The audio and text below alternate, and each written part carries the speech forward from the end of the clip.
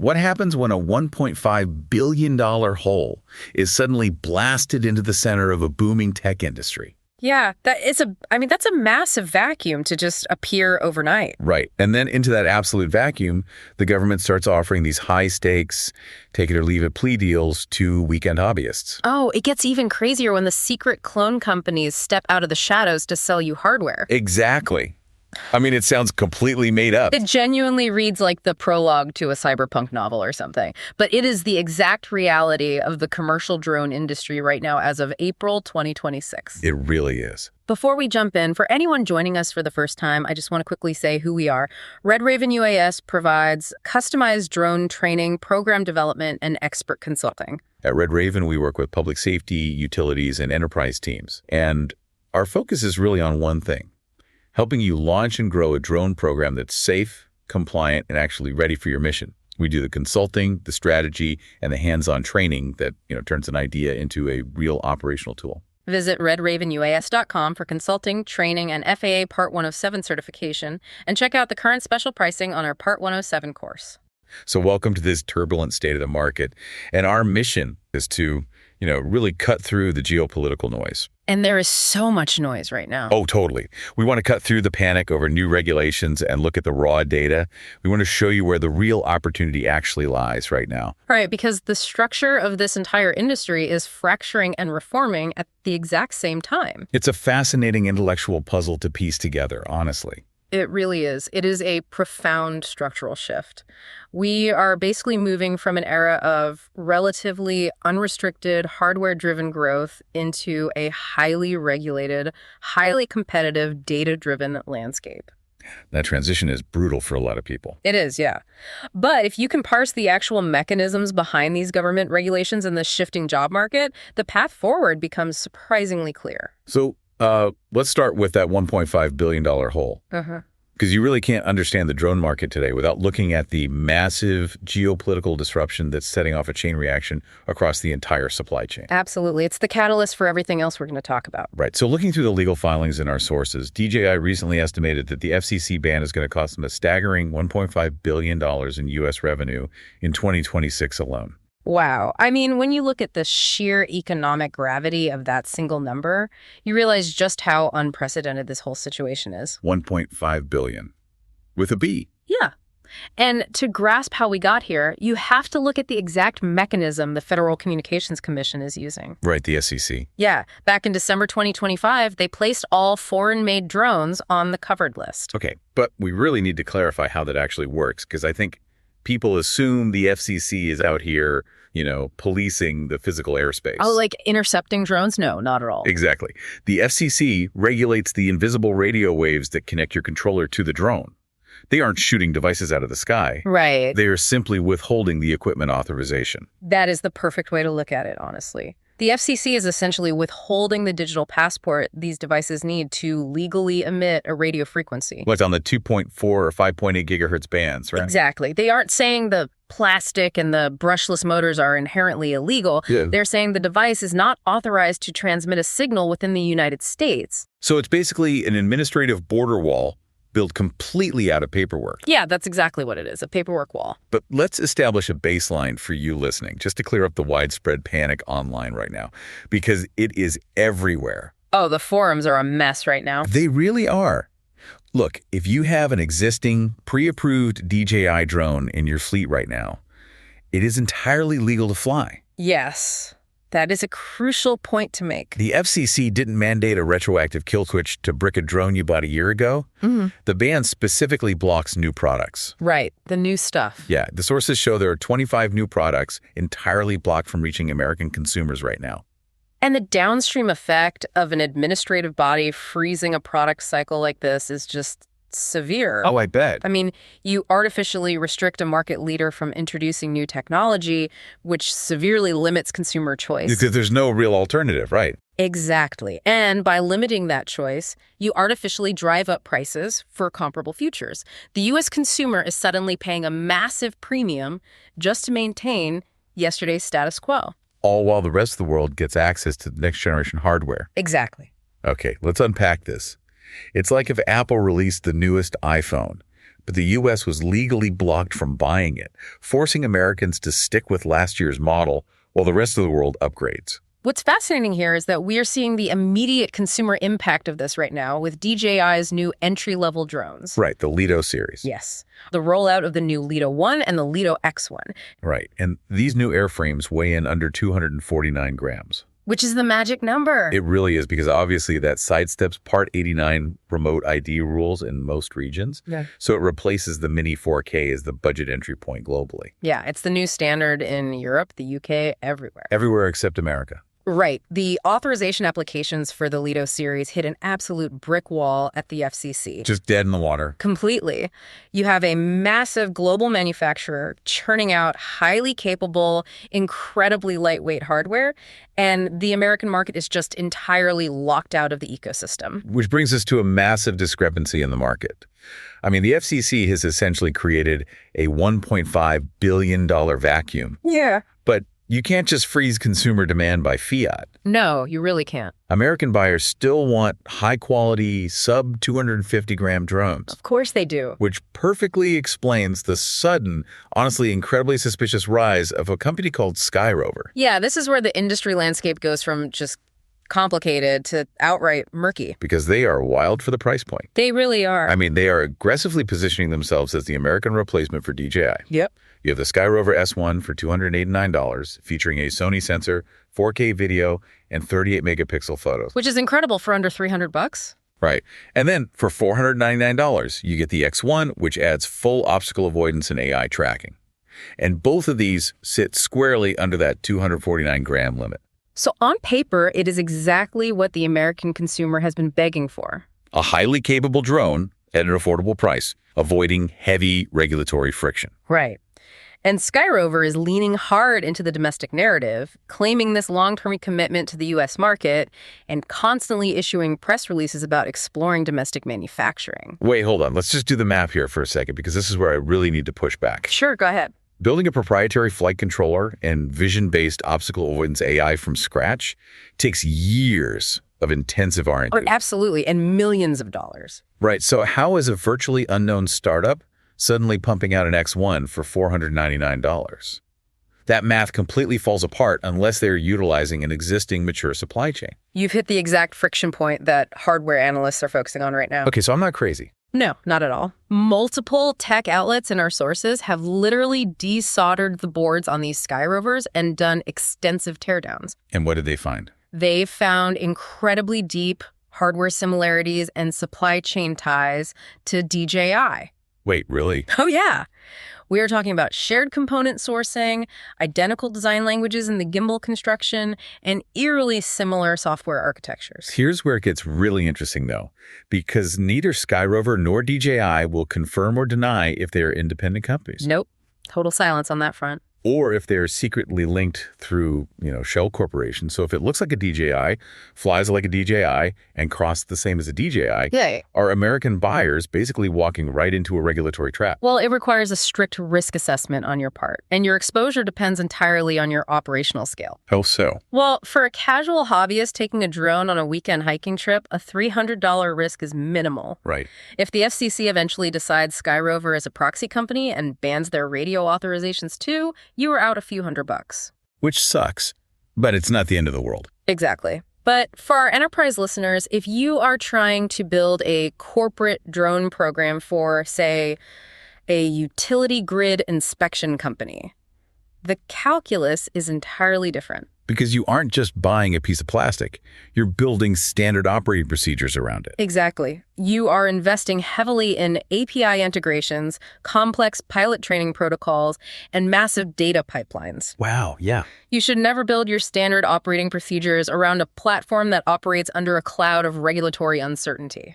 Because if the hammer falls on SkyRover, it isn't just one drone that gets grounded. No, it is your entire corporate workflow that stops dead. That is a massive risk. So whether you are carefully nursing a pre-approved DJI drone, or you decided to roll the dice on a new SkyRover, there is another massive reality check waiting for you as soon as you connect to the GPS satellites. Yes, and this has absolutely nothing to do with the brand of your hardware. Right. It's about the airspace itself. because the sky is becoming highly militarized and strictly enforced in ways we really haven't seen before. It's true. The historical precedent of the FAA just issuing polite warning letters and handing out educational pamphlets for airspace violations is officially over. It is completely gone. According to our sources, on April 17th of this year, the FAA launched a brand new enforcement program called DETER, which stands for Drone Expedited and Targeted Enforcement Response. And DETER is ruthless. It really is.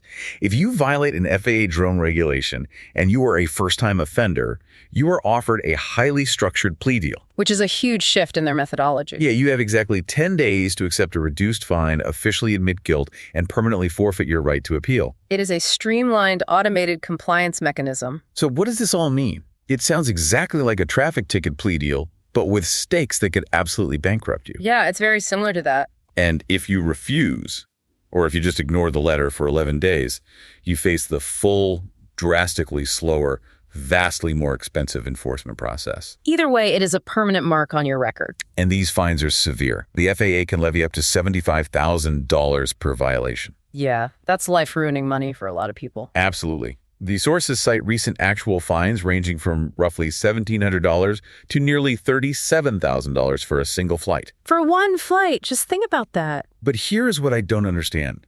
How is the FAA suddenly omniscient? The FAA is notoriously understaffed. How do they actually track and process thousands of these fines? This raises an important question, right?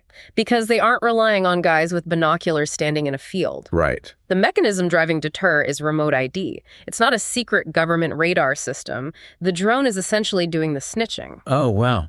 Explain that mechanism for us. How does the drone snitch on you?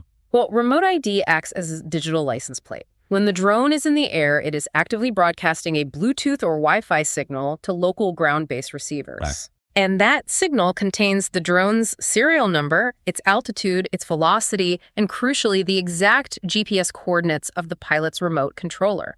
Wait, of the controller, not just the drone? Yes, the controller in your hands. So when a drone crosses into restricted airspace, the local authorities don't have to go searching for the pilot. Because the drone has already transmitted their exact location to an automated database. Precisely. So the FAA just processes the paperwork generated by the automated detection. That's it. It's automated enforcement.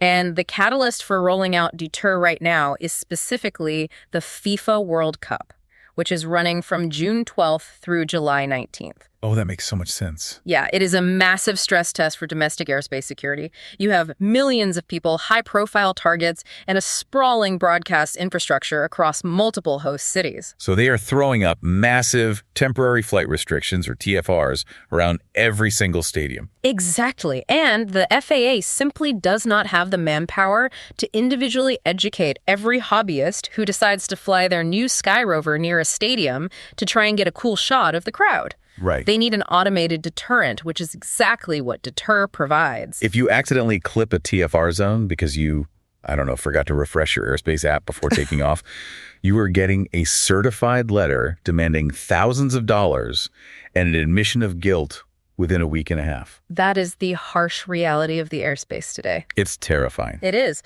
Proper training and a rigorous understanding of airspace restrictions is no longer just a best practice. It is the absolute baseline of survival in this industry. You can't just wing it anymore. No, you really can't. Yeah. One mistake by an untrained pilot, even an entirely innocent one, can end a career or ruin a company's entire commercial program. Which paints a pretty brutal picture of the industry right now, honestly. I mean, you've got $1.5 billion hardware vacuums, you've got invisible radio bands, you've got unverified clone companies. It's a lot to navigate.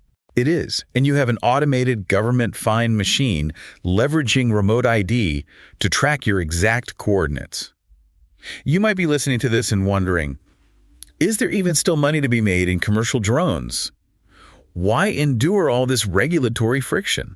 Well, because the answer is unequivocally yes. Really? Oh, absolutely. The commercial opportunity is massive, but the entire job market has completely shifted away from what the general public expects a drone pilot to do. Okay, yeah. I think when people hear drone pilot, they immediately picture, cinematic sweeps of a luxury real estate listing or flying over a wedding venue at sunset. Right, the traditional flying camera gigs. But according to the data, those traditional gigs are entirely saturated. Completely oversaturated. The bottom has completely fallen out of the pricing model. You have thousands of people with cheap drones competing in this race to the bottom for, like, a few $100s a shoot. The explosive growth where the actual enterprise budgets are being spent is in something called digital twin capture. Okay, let's really break down the mechanism of a digital twin, because this is where the industry is pivoting. It really is the future. So a digital twin is essentially creating a highly detailed, mathematically precise 3D virtual copy of real-world infrastructure. Right, like active construction sites, sprawling solar farms, cellular towers. You don't do this by, manually flying around with a joystick and snapping photos. You build these through photogrammetry. Right, and photogrammetry is entirely reliant on autonomous data collection. Explain how the software actually builds that 3D model from 2D photos, because the mechanism is just fascinating to me. It works on the principle of parallax, much like human vision, actually. Oh, like depth perception. Exactly. Your two eyes see the world from slightly different angles, and your brain uses the difference between those two images to calculate depth. Photogrammetry software does the exact same thing, but at a massive, massive scale. Okay, so how does the drone do that? The drone flies a mathematically precise automated grid over a site, taking hundreds or thousands of 2D overlapping photographs. Then the software analyzes the exact same point, say, the corner of a concrete foundation from dozens of different angles. It uses parallax to calculate its exact depth and elevation and stitches together a dense 3D point cloud. And the demand for this specific type of data capture is staggering right now. It's through the roof. Look at the numbers from Fly Guys and our sources. In 2025, they completed over 40,000 data capture missions. 40,000? Yeah. And for 2026, they're projecting 70,000 missions. That is a massive year-over-year jump. It really is. And it is being driven almost entirely by the energy, infrastructure, and construction sectors. These enterprise clients don't want pretty pictures. They require standardized, measurable data. If we connect this to the bigger picture, the conceptual leap you have to make to succeed in this new market is understanding that the commercial drone is no longer a flying camera. What is it then? It is a flying data collection node. Okay, so if you're out there studying for your Part 107 commercial license right now, you shouldn't be practicing cinematic sunset sweeps. You should be learning how to program robotic grids. Without a doubt, the highest paying jobs in this industry aren't for pilots anymore because the flight controller software does the actual flying. The high paying roles are for data capture specialists. Got it. These are professionals who understand how to deliver repeatable, actionable workflows to enterprise clients. So it's less about the flying and more about the data. Exactly. A construction manager wants a mathematically perfect 3D model that they can digitally overlay against their original architectural blueprints. They want to be able to measure on their computer screen if an elevator shaft was poured 2 inches off center before they build the next floor. And more importantly, they want you to come back every Tuesday, load up the exact same automated grid parameters, and fly the exact same mission so they can track volumetric changes over a 6-month build. Exactly. It's about consistency, airspace compliance, and data integrity. That makes total sense. If you can provide that level of reliability, you are largely insulated from all the hardware drama we talked about earlier. Because the end product is all that matters. Right. Whether you are flying a grandfather DJI or a brand new SkyRover, the client doesn't care about the plastic you brought to the site. They just want the data. Exactly. Your value is your ability to safely navigate the regulatory airspace, avoid those automated deter fines, and deliver a pristine, mathematically accurate data set that saves the enterprise money. It is a total paradigm shift. It requires you to think less like a Hollywood director and more like a surveyor managing a flying robot. And from a career perspective, the ceiling for data engineering and infrastructure mapping is infinitely higher than the ceiling for real estate marketing. I believe it. The friction of the regulatory environment is actually clearing out the casual operators, leaving a massive opportunity for the professionals who treat data capture as a serious discipline. Okay, let's pull all of these threads together because the sheer scale of the shift we've discussed today is incredible. It really is a lot to take in. The main takeaway is that the era of the Wild West drone hobbyist, the days of buying a consumer device, throwing it into uncontrolled airspace, and seeing what happens, that era is officially over. It is entirely in the past. We are entering a highly structured, highly monitored era defined by billion-dollar administrative hardware battles, strict automated plea deals, and high-stakes data engineering. The $1.5 billion void in the market is a reality, and the regulatory environment is undeniably tightening. Yeah. But, friction always creates opportunity for those equipped to navigate it. The transition from manual piloting to automated data capture is where the industry is maturing. Which leaves us with one final, slightly unnerving thought to ponder. Oh, here we go. We just talked about how the lucrative future of this industry is all about capturing precision data to create hyper-detailed 3D digital twins of our infrastructure. But if you take that trajectory to its logical conclusion, as these autonomous precision data collection grids become an everyday reality flying over our cities and our homes, who ultimately owns the 3D spatial data of your neighborhood? That is the golden question. When every roof, every backyard, and every power line is perfectly digitized into a massive corporate point cloud, who holds the keys to the digital twin of our physical world? That spatial data is going to be incredibly valuable, and the battle over who controls it is going to define the next decade of the industry. It really is. And it all traces back to that $1.5 billion hole and the invisible administrative wars happening in our airspace right now. It's all connected. It really is. Well, we want to thank you so much for joining us today. We know your time is valuable, and we appreciate you spending it with us, and we will catch you on the next one. Thanks for listening to the Red Raven UAS podcast. Visit redravenuas.com for consulting, training, and FAA Part 107 certification, and check out the current special pricing on our Part 107 course.